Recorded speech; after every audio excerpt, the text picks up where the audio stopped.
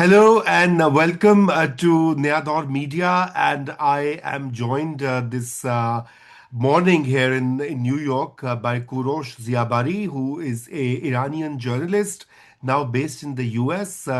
Kurosh is a graduate of the Columbia School of Journalism and writes across different outlets on the Middle East, on Iran in particular, and on Iran-US relations.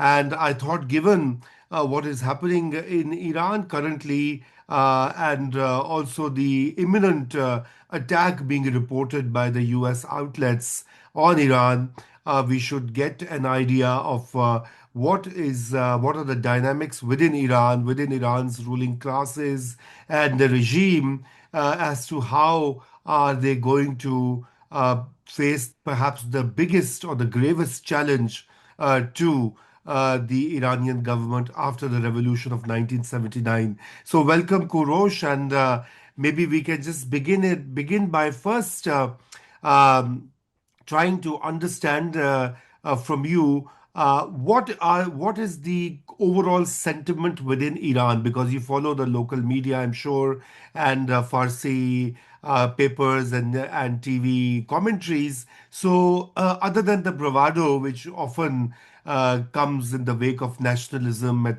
etc. What are the genuine concerns of the Iranian people, its different segments of society, given the threats of attack, or who knows, there may be just an attack very soon. Yeah.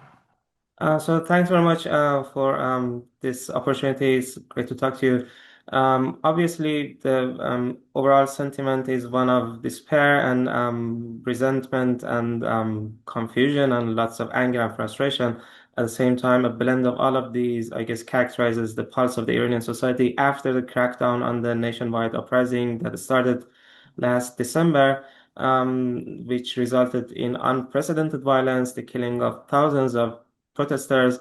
I guess so many people are just hopeless and frustrated and looking for answers as to how they should look to the future. So many people have really seen a shift of their own attitudes. I mean, I've talked to people who have been the most pacifist, most peaceful individuals, and now they are saying that given what has happened and given the magnitude of the trauma that the government has inflicted, maybe the best answer is to just plead to a foreign government to initiate some military strikes and rescue us. Some people have clearly echoed this sentiment that no matter what happens next, no matter the possible the prospective violence that might be unleashed, we are prepared to make further sacrifices so that the future generations can be emancipated. At the same time, there are many people inside the country and also in the diaspora who believe that regardless of the violence that has been inflicted by the Islamic Republic, there's no reason and no justification to ask foreign governments to come in and play a role that has hardly been constructive with similar experiences of regime change. First, because it's immoral, and also because no government has been appointed as the policeman of the region or of the world to step in other countries' crises and try to solve it at will. Given that, I mean, the track record of the Trump administration itself has been just deplorable in terms of civil rights and liberties at home. This administration has shown its disregard for human rights and for democracy as an idea. It just doesn't care. Yeah. And also, if we consider Israel as another actor in the possible military escalation, of course, the 12-day war in June last year showed that it doesn't care about Iranian rights either. Yeah, yeah, they don't care. Well, let's face it, Kurosh, that nobody really cares about democracy anymore, even where we are at the moment. Look at the kind of things that are happening, even in Western countries, with treatment of the immigrants and the minorities. It's all up for grabs. But having said that, the Iranian regime's brutal tactics obviously do not earn it a goodwill within the Iranian publics that we already know. But here the question is far bigger, because we have seen in the Middle East that, military interventions have led to not only regime change but state collapse, like we saw in Iraq, like we saw in Libya, to some extent in Syria, although now they are piecing it back together, and other parts. So there must be this fear as well among the Iranian people, that what if there is a state collapse? I know the Iranian government is not the best, perhaps, for the Iranian people and their liberties, but if there's a state collapse, that affects everybody, even the anti or the pro regime people, because then it makes the entire future uncertain.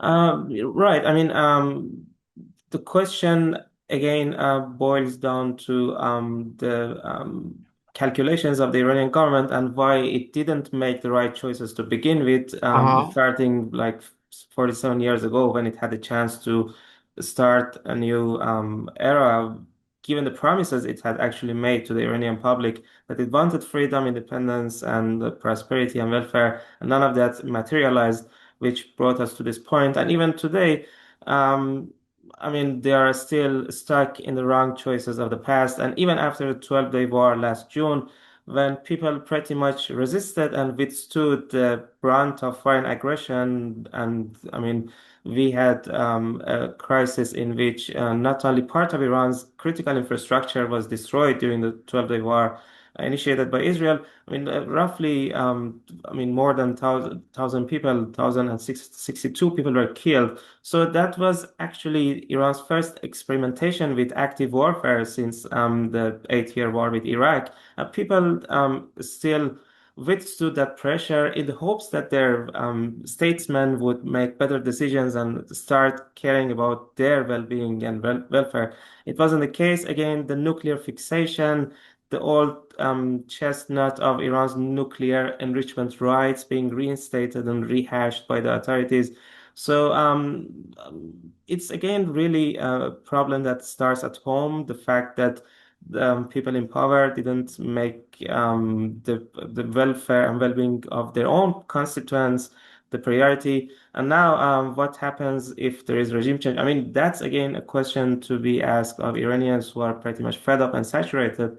The years of corruption and maladministration and malfeasance on different levels of decision making and statecraft. But if there is an organic movement in which the Iranian people, without external intervention, without, disruptions and agitation of foreign actors, really deliver some change and are able to transform or achieve a fundamental transition through their own action, through their own organic processes, that would be ultimately different and entirely different from what military action initiated from overseas would achieve. So, in the 2022 Women Life Freedom protests that extended far beyond just a couple of weeks of uprising and actually continued for several months, and basically subsided starting in spring 2023, roughly around March, April. Um, we saw that even there were instances in which the armed forces, law enforcement officers, authorities were in some cases siding with the protesters. They were just kind of joining the tidal wave of popular uprising because that was entirely an organic, homegrown movement, and there were not I mean, we didn't have a former Secretary of State tweeting that the Mossad agents are on the streets working Ah, alongside the protesters. So, and we were seeing the signs of people's action, collective will making a difference.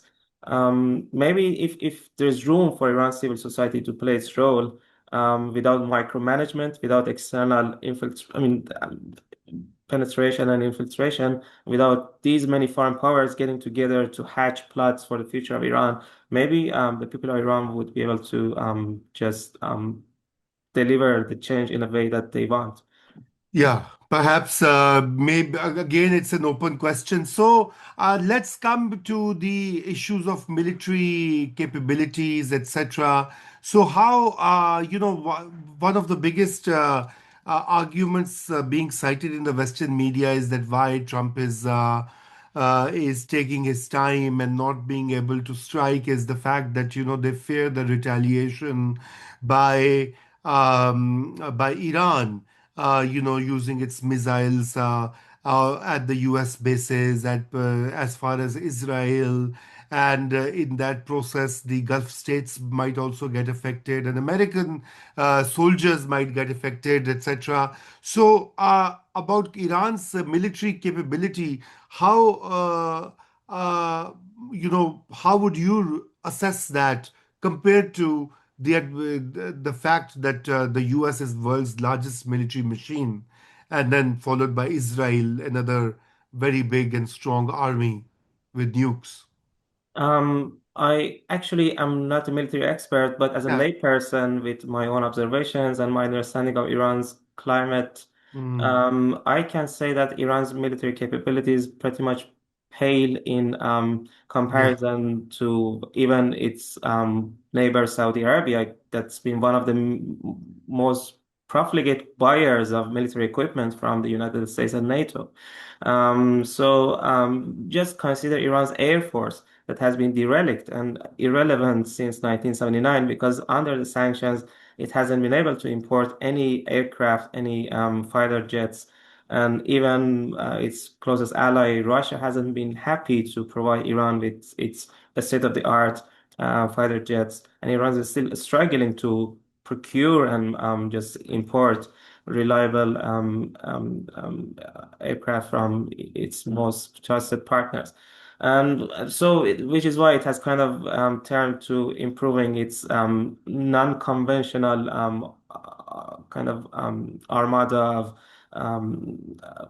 drones and missiles, which again doesn't make sense when you do not have a functioning and active air force. But Yes. the reasons why the US hasn't taken action so far, I mean, first, because Trump ran on a campaign of ending the forever wars. So it's simply even coming to this point of deploying two major carrier Yes. warships to the territorial waters of Iran and sending several other destroyers is actually a violation of his campaign promise that he wanted to end Yeah. forever wars and just look inwards and try to prioritize America first instead of engaging in campaigns of military aggression here and there, which would ultimately put the world, American troops, the security of the world at risk. But I mean, maybe he's giving diplomacy a chance, which I do not believe is going to necessarily work given the nature of Iran's nuclear diplomacy. I mean, these people have the same negotiators that are conducting Iran's nuclear talks these days are the people who have been in charge periodically over the past 20 years.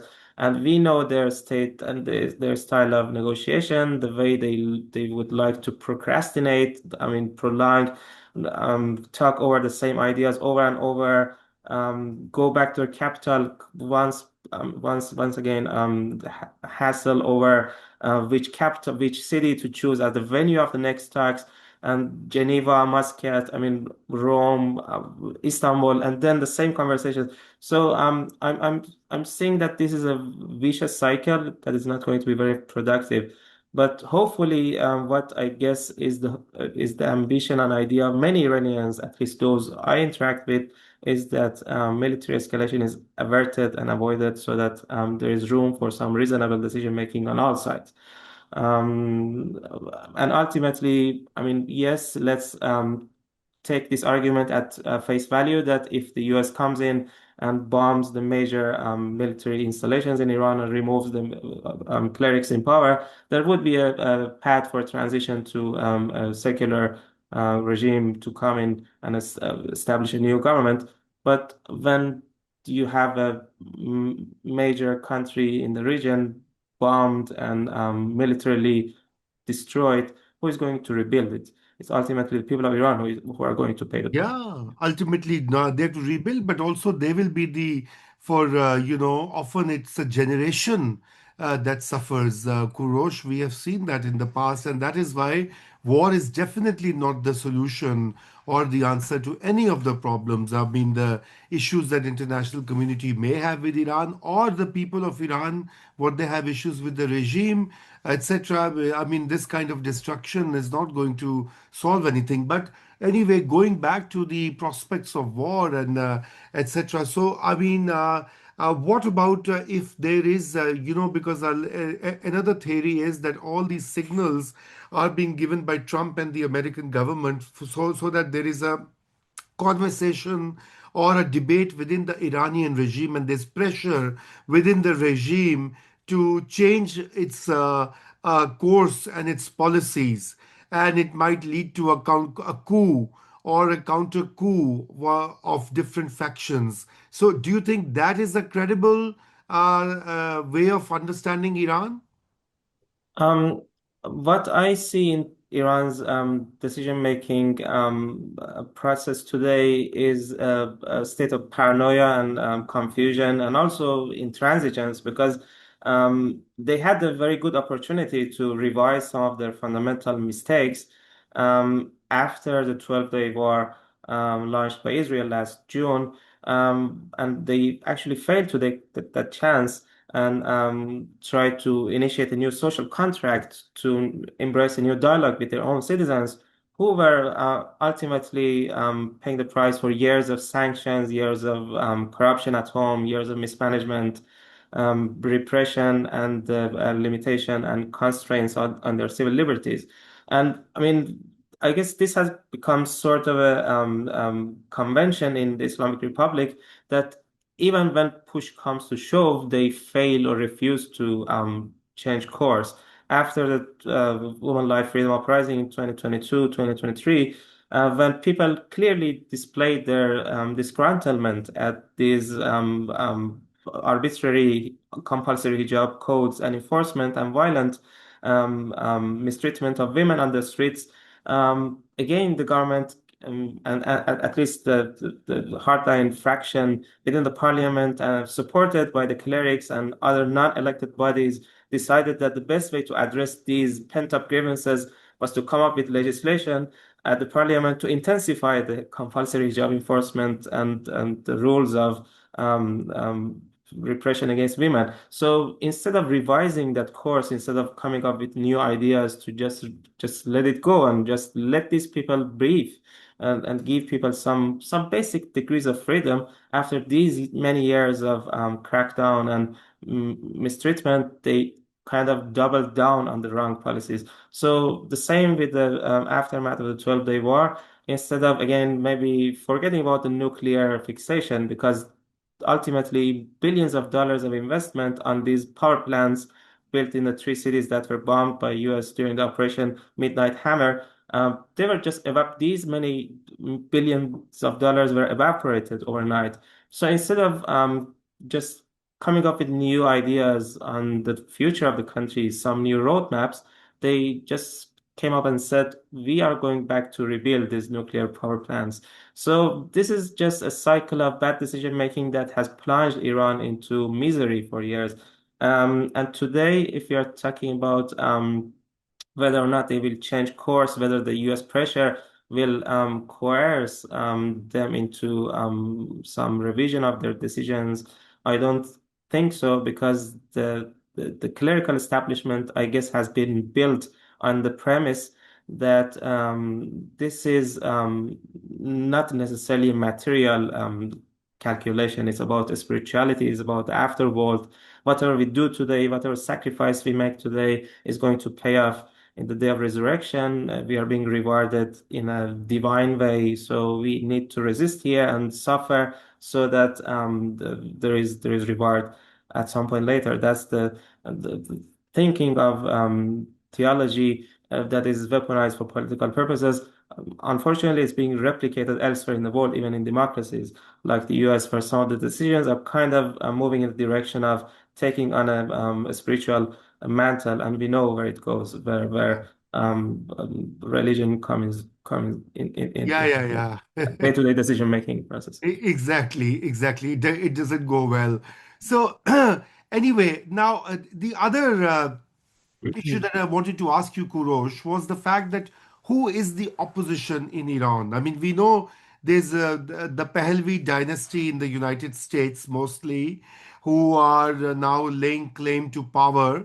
Of course, within Iran, their support is limited, as we keep on reading these reports. But within Iran's current political landscape, I mean, who are the opponents of of the theocratic regime? Is there a figure? Is there a popular leader or a party or a movement that could be the alternative if this regime falls? So, if we understand opposition to ruling elite as what starts at home, because those who are in exile or those who are living elsewhere in the diaspora have made a decision to call somewhere else home, and whatever they say, of course, matters, but from a secondary importance perspective, because they are actively living somewhere else, they are actually dealing with the dynamics of politics in a different context. So inside Iran, of course, there are many voices who are, I guess, influential and important decision makers and actors, and who the world is coming to recognize as catalysts of possible change in the future of the country, including, I mean, the Nobel Peace Prize laureate Narges Mohammadi, who has been behind bars for years, the second woman from Iran to be awarded the Nobel Peace Prize. And she has just been sentenced to another 7 years and a half, I guess, of imprisonment over her activism. And this person, given that she has two young adult kids and also they haven't seen their mom for years, I guess has just dedicated her life entirely to her cause. She has paid a dear price for her ideas, for her ideals, and for her principles. So someone that Iranians can look forward to maybe as a future leader. I don't know if she has political ambitions, but at least she's someone that I guess the international community recognizes as a reliable actor.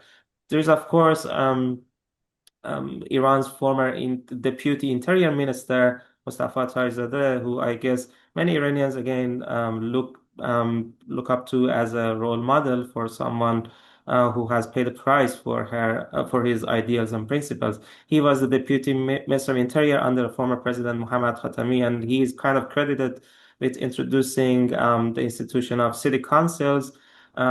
He tried to expand some political capital, resisting the Guardian Council, which is this kind of constitutional watchdog appointed by the Supreme Leader and is in charge of micromanaging the elections and engineering elections.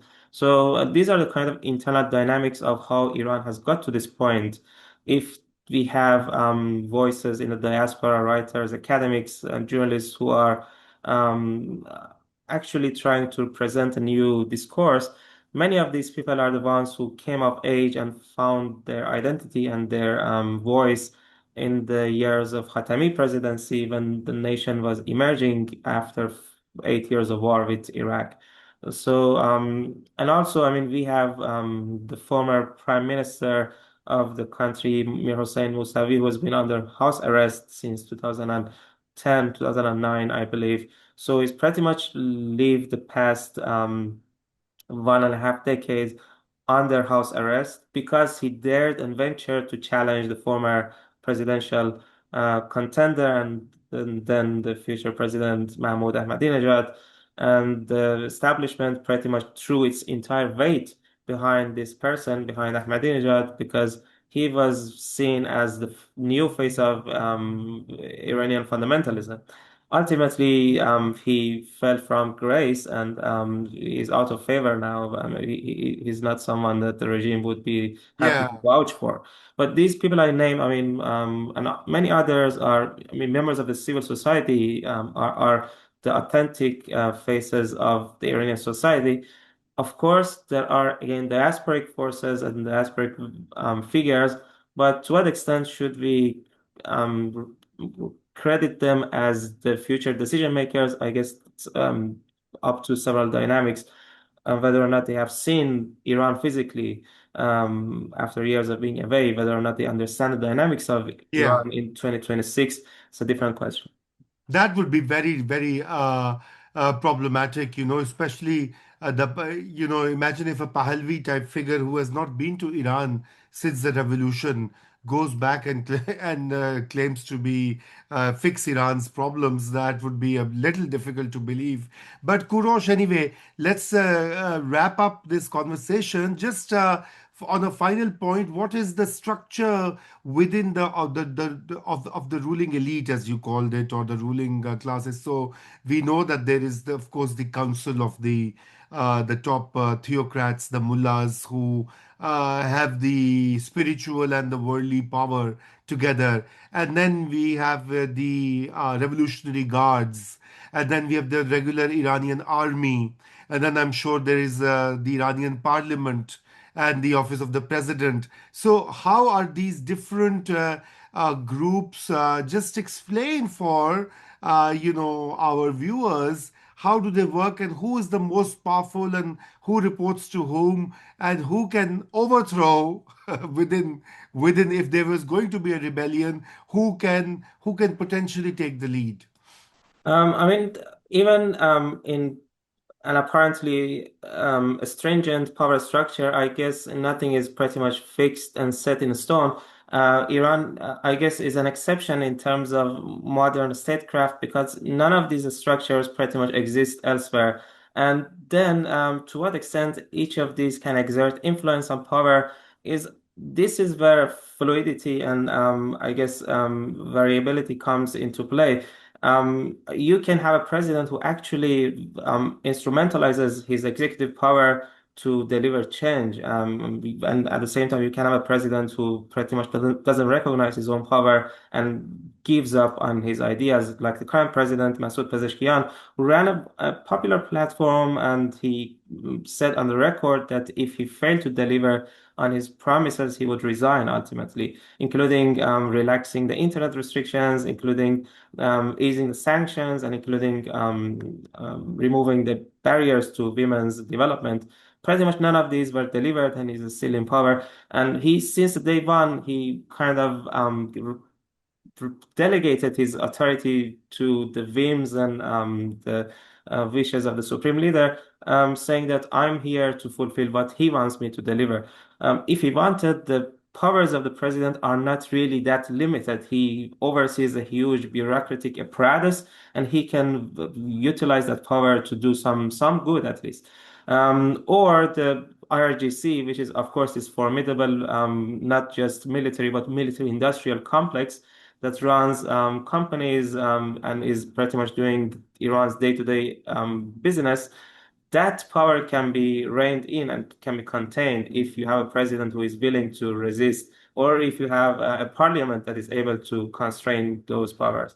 And even the supreme leader, I mean, yes, he is ultimately the decision maker in every domain and in every respect. But again, you can have a constellation of opposing forces that stands up to the supreme leader, who can annoy the supreme leader, like Rouhani, the former president, performed in such a way that ultimately even the supreme leader was not even willing to have a farewell photograph with the cabinet that was leaving office at the end of Rouhani's presidency.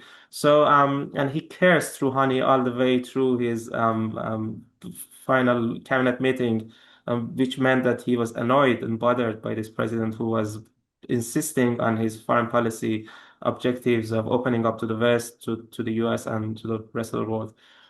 So that's a constant competition for the upper hand in an amorphous and ambiguously structured power um, sphere in which whoever is able to build on personal charisma, personal influence, and is also able to play the game of corruption can achieve the upper hand and deliver on its promises and kind of its personal goals.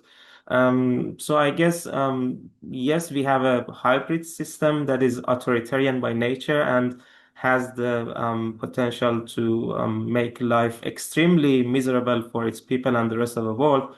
But you can have internal competitions that make Iran even different from countries like Russia and China, which are known as autocracies. Right, right. Well, thank you so much. This is an interesting insight and very useful beyond the noise of media and the misreporting that often happens in the case of countries like Iran. But Kurosh, once again, I hope that we don't come to this war situation and the diplomacy wins or some back channel talks do the magic. But please. We will be getting your commentary and your opinion from time to time because it's very important to present accurate and fair picture of what is happening overseas. With that, thanks once again, and Thank you very much, Reza. I appreciate it.